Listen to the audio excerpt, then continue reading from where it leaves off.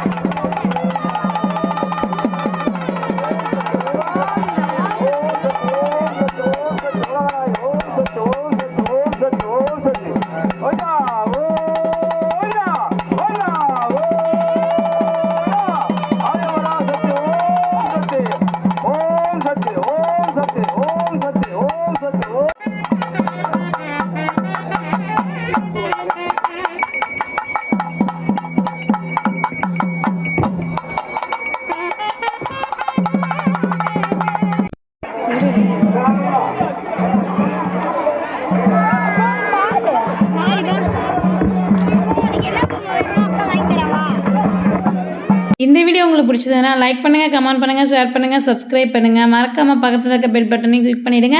அப்போ தான் நான் போடுற எல்லா வீடியோஸும் வரும். பாய்.